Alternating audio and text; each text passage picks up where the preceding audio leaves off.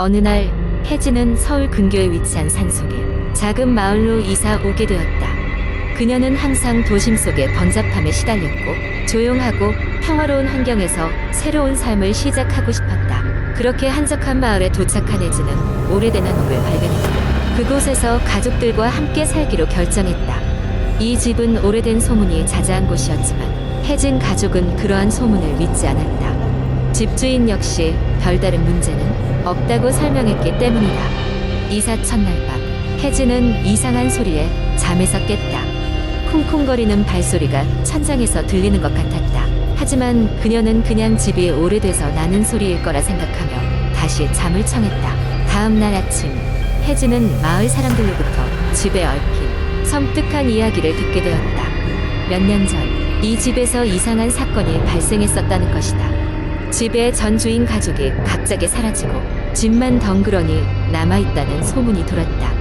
이웃 주민들은 그들이 밤마다 이 집 근처에서 이상한 울음소리를 들었다고 했다. 혜진은 처음에는 그저 낡은 헛소문이라 생각했지만 밤마다 반복되는 이상한 소리에 점점 불안해지기 시작했다. 어느 저녁엔 라디오가 혼자 켜지고 텔레비전도 꺼진 상태에서 갑자기 켜지기도 했다. 그날 밤 혜진은 가족들에게 이제는 과연 이 집에 어떤 비밀이 숨겨져 있는지 밝혀보자고 제안했다. 둘째 날 저녁 가족들은 천장으로 올라가 보기로 했다. 손전등을 챙기고 사다리를 타고 올라가 천장문을 열었을 때 그들은 끔찍한 장면을 목격했다. 천장 한 구석에 낡고 먼지 쌓인 일기장이 있었다. 그리고 그 주위에는 마치 무언가가 바쁘게 기어다닌 자국 같은 것이 선명하게 남아있었다. 혜진은 일기장을 펼쳤고 그 안의 내용은 충격적이었다. 일기장은 과거의 집주인의 것이었다. 그들은 이 집에 누군가가 아니 어떤 존재가 함께 살고 있다고 믿었던 것이다. 일기에는 매일 밤마다 들리는 발소리와 함께 그 존재에 대한 두려움이 상세히 기록되어 있었다. 그리고 그날 밤 혜진은 이상한 꿈을 꾸었다. 꿈속에서 그녀는 집안 여기저기를 헤매고 다녔고 어딘가에서 자신을 부르는 소리가 계속해서 들렸다. 꿈속에 그녀는 그 소리를 따라갔고 결국 천장에서 어린 소년을 만나게 되었다. 소년은 울며 자신을 도와달라고 애원했다.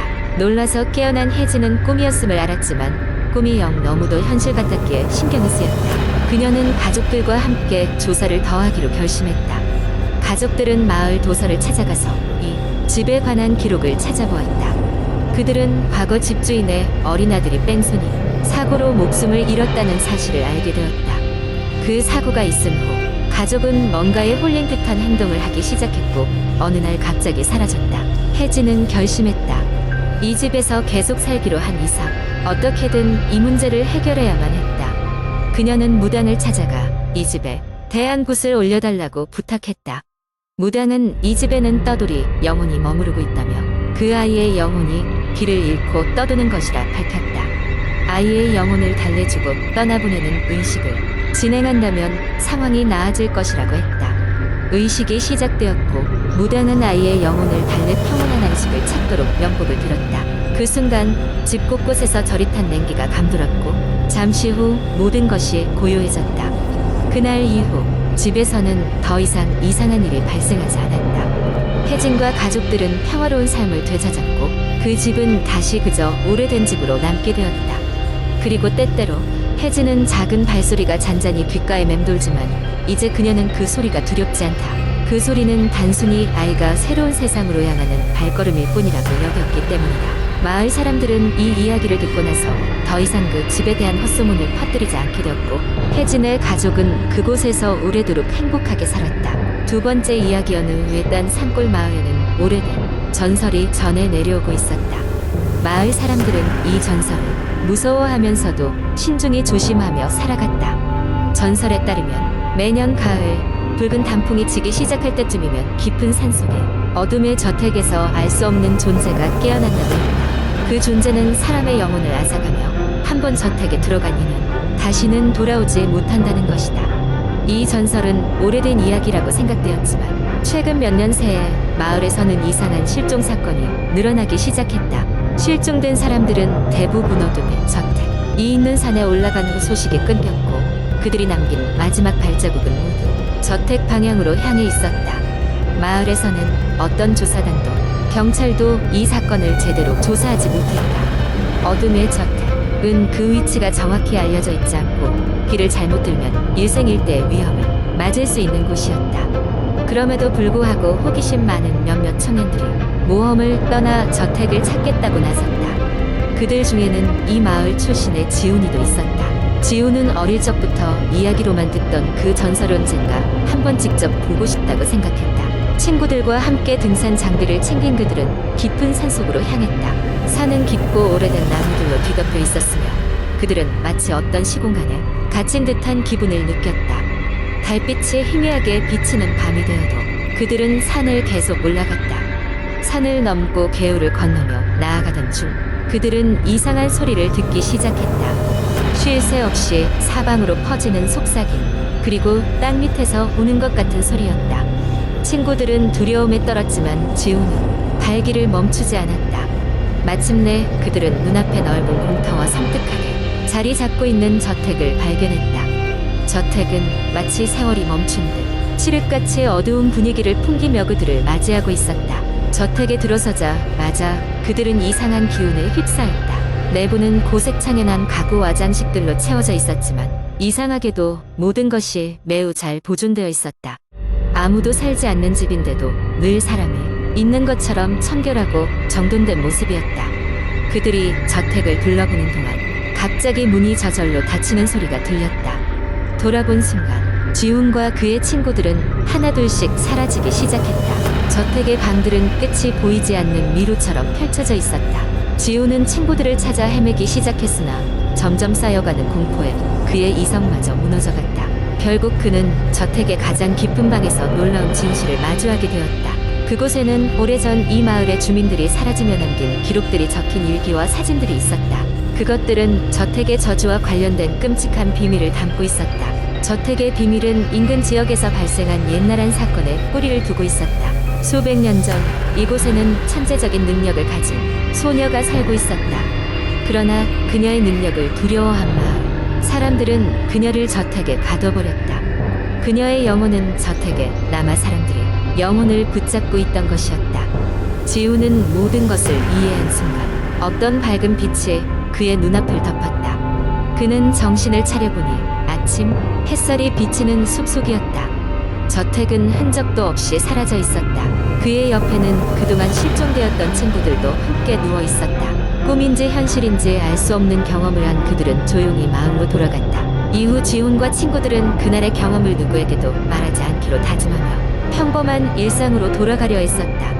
하지만 그날 이후로도 아직 마을에서는 종종 사람들이 실종된다는 소문이 들려왔다. 그리고 저 멀리 산속 어딘가에서는 어둠이 저택이 여전히 그 자리에 서서 새로운 영혼을 기다리고 있을 것만 같았다. 그런 이야기는 지금도 이 마을의 전설로 전해지고 있다.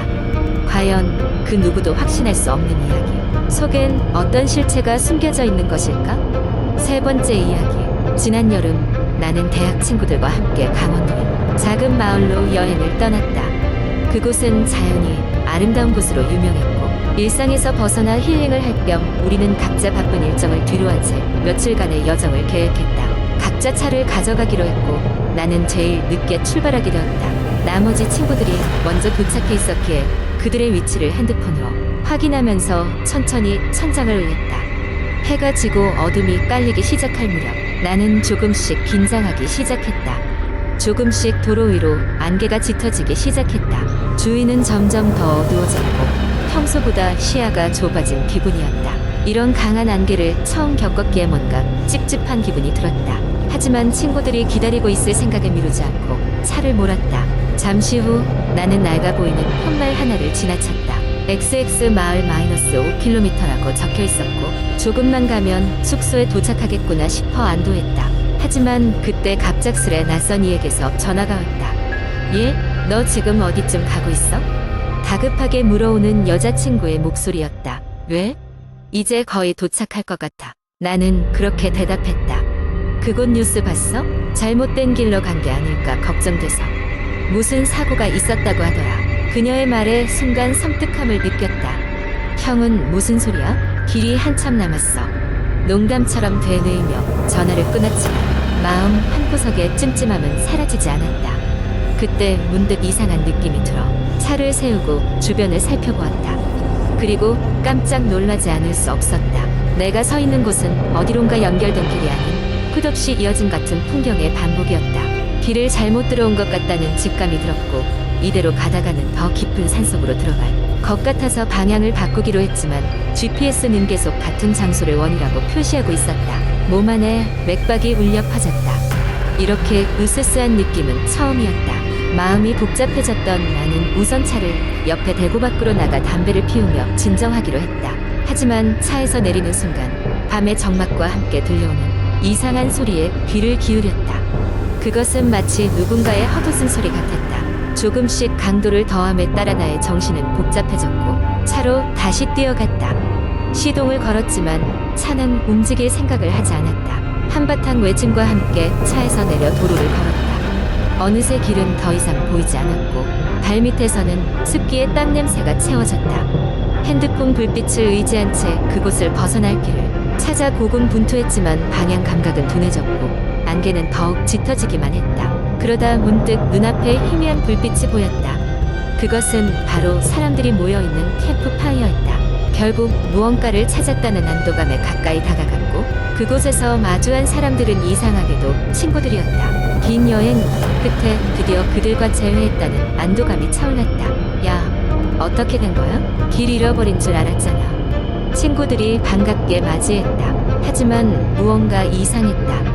그 친구들은 내가 알던 친구들이 아니었다. 얼굴은 익숙했지만 그들의 웃음 속에는 섬뜩한 기운이 감돌았다. 그들이 뭔가 다른 것을 숨기고 있는 듯한 불길한 느낌이 퍼졌다. 다 같이 온 거잖아. 그들이 말했다. 여기에 우리 같이 영원히 있기로 약속했잖아. 눈앞의 상황에 당황해 나는 뒷걸음질 쳤지만 그 순간 갈라진 땅 속으로 떨어지는 느낌이었다. 갑작스레 깨어나 보니 나는 복잡한 심정으로 차 안에 앉아 있었다. 꿈인지 현실인지 구분할 수 없는 기이한 경험에 정신을 차리며 앞으로 직진하자 기적적으로 숙소에 도착할 수 있었다. 마음 한구석에서는 깨달았을 때 이미 늦었다는 무서움이 밀려왔다. 후에 알게 된 사실이지만 그 마을 근처에는 오래된 사고 이야기가 내려오고 있었다. 길을 잘못 든 여행자는 영원히 그곳에 갇힌다는 전설이었다. 언젠가는 다시 그날의 꿈같은 밤이 나를 찾아올지도 모른다는 두려움을 안고 나는 그날 밤 이야기를 글로 남겨본다.